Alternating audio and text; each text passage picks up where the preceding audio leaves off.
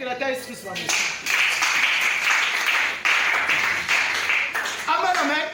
Nous devons être transformés, tout changer. Quand jijaka mutu pour na apparence te, na oyo zomona te, juger mutu par rapport ya oyo yo yoki pe o vivre moyo moko. Amen, amen. Atako tu bongo, la Bible nous dit qui es-tu pour juger mes serviteurs, mes envoyés? On ne peut jamais qu'on juger un serviteur de Dieu. Le peuple de Dieu aujourd'hui sont maudits. Il y a la malédiction qui marche presque partout. Dans les églises, vous savez pourquoi? Parce que les enfants de Dieu sont là que pour critiquer les hommes de Dieu. Au lieu de prier pour que sa vie change, mais il y a ça dans le makamabasa et nzambi. Et ça, monsieur nzambi, mon église est panzana bongo. Muninga na ya utine potoye. Abengisi ebise yaka na hotel moko place tel yaka to kutato solo la pasteur wana kekuna. Koko makomi kuna basoli na muninga basilisi muninga ne wana azu akabelie soulier apesi moi quelque bloc apesi pas kitanango. Tamanya kitabi papa yo amusena nzambe na benga ta sœur moko compagnon abengi sœur moko ya église na bazare pe wana aya simbeli sak ba kitana seko kitaba ba kitaboe. Mutuka moye bano ya wana se mutuka ya esprit de vie sur nini. Frère mon akal pasteur na biso azui Android téléphone papa kaniba photo kanenga kanga kia namba moko Facebook WhatsApp apanzi tamu pe église yo qui maîtrise ça te batu yo apoti na église oya zo ba frère na mabe oya zo ba kiti na mabe oya zo ba mesa mabe oya zo église panza msuba buka ngoko buka. Pasteur Azoni Zaï déjà trop tard. Sango Panzani partout, église et Panzana. Batusko Baromo quand on a ciment. Azoni n'a problème, t'es ma soeur, mon frère. Nous devons être transformés. Tobongwama bandeko. Ton côté a bino ndenge ni bobongwama.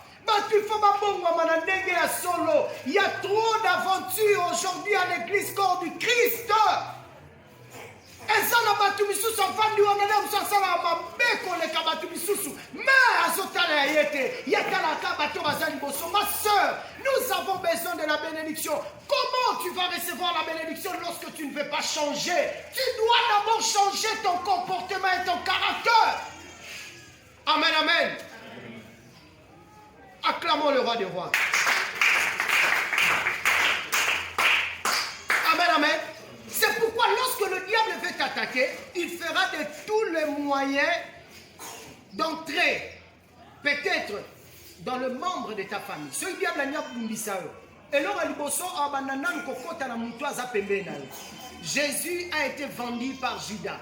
Judas était le proche de Jésus-Christ. Amen, amen. Et ça, on a bundisama makasi na nzela ya mama na ye, na nzela bandeko na ye. Eza mibali mususu porte d'entrée na munene eza mwasi na ye ne muta livra ye eza basi mususu pe mobali na ye ne mutazaki porte d'entrée pour na ko livrer ye.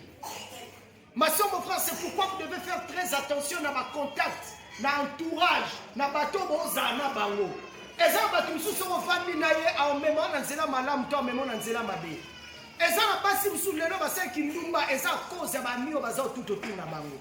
Ma soeur, mon frère, tu dois faire très attention. Le comme système à la commission. Ma jeune fille, elle a un iPhone 13 Pro Sorini Nuana. Elle a 1900, 2000, 3000 dollars. Ma jeune fille, elle a commissionnaire, comme on a l'air de Brazzaville. Aïe, a recruté ma jeune fille, elle a Brazzaville. Et ça, papa, moi, Mikolo, a bimi na Brazzaville, mbongo moi été. Bon, excusez-moi, na terme, je dois tout dire. Pour montrer au peuple que nous allons vers la fin. Ma jeune fille belé le loba kufa pour la presser à vie. Amen, amen. Papa nazo sa ndeni so boye atandi bino. Longola bilamba, olongola bilamba nyonso tout, ya terminatalio. C'est fini abiso lato lati, olina peso combien? Olobi monta pia peso ke. Mususu mona ba okata bamba poa, bakati ba poa pesango, o pesango, oliba peso combien? Pia pe ba o contrata 100 000 ba pesio. Neko moi si moi bazo teka place mon ayebi si papa bana ba jeune fille bayaka bana ba 13 ans 18 ans 19 ans bayaka mona mwana muke sac talambong ba iPhone o le bate misusu bakomi kochange mituka mutu yo osalaka te mbongo mutuka ngo ozozwelango wapi vie ya presse vie ya rapidité. Aujourd'hui botala baimage na bafacebook na badubai bajeune fille combien baokoma bamwa bokei contrat une semaine okei bakotisi na mwa 15 moko baliesa o lokwa mbwa bapesa mai lowa mbwa mamnyoso tu lowa mbwa soko osilisi babimisi yo babisava olingi combien pia bakonte bapesi yo. Ma soeur, mon frère, je vous le dis en vérité, le diable s'est levé. Objectif à mon Satan est pour détruire. Et je vous le dis en vérité, même le sœur de l'église, ma soeur, il y a l'église, il y a aussi voir même des hommes de Dieu, ma soeur, mon frère, moi je vis beaucoup de choses. Ma combat m'a pédé, belé.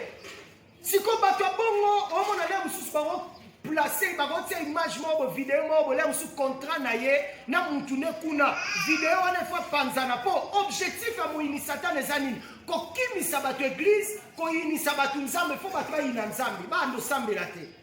Comment se fait-il yo moi na nzambe zo sambela mais ma vidéo ne so bima ebele et ça continue toujours. Ma soeur mon frère comment je sais bien je ne peux pas juger quelqu'un mais je veux dire une chose, nous devons prier pour que Dieu nous garde.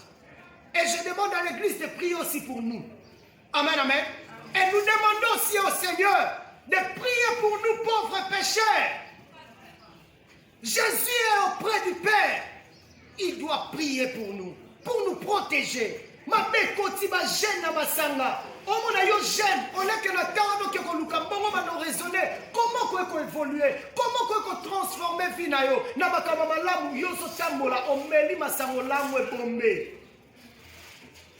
Ma jeune mususu mona zo yiba na elamba ya mama na ye. Liputa maman aboti yo. Quel niveau de malédiction? Mbongo maman aboti yo. Quel niveau de malédiction? Oyibi yango po ebi ko ke komela masanga. Oyibi téléphone na maman na yo. Pour que ne ka komela masanga. Ma soeur, mon frère, nous devons faire très attention. Le diable cherche toujours un point de contact pour nous détruire. Là, beaucoup de gens se sont exposés. Baza vraiment exposé ma lame, ma casse. C'est pourquoi, si le diable entre toi pour te détruire, il va détruire voire même ta relation avec Dieu. Ma soeur, mon frère, imaginez-vous. L'histoire Adam et Ève. Bazaki chassé na désert. Relation makasse bazali na ngona nzambi. Ba espace et kokota. Tout ça pourquoi? Parce qu'ils étaient dans le mal.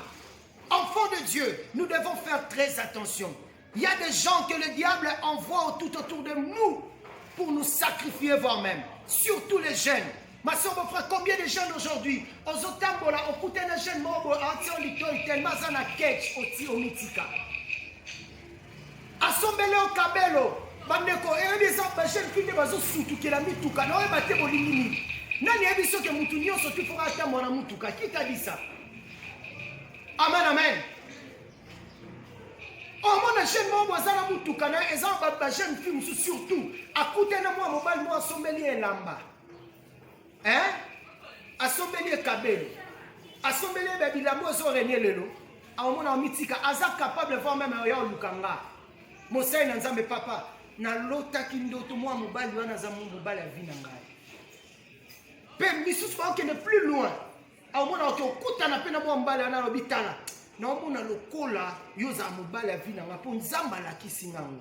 Bande ona ngai. Obanga tate. Yo loti no andoto mo robinisela o mutu abana. Mais tu fais quoi? Amen, amen. Le diable cherche toujours un point de contact. Nous devons faire très très attention. Amen, amen. Fais attention, tu vas détruire ta vie. Comment?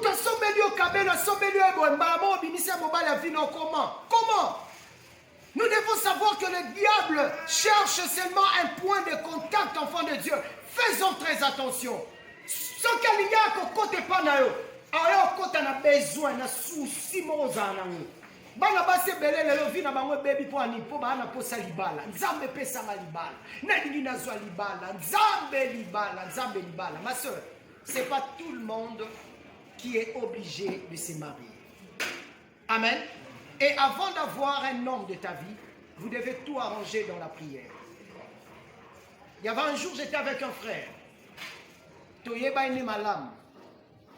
C'était un évangéliste.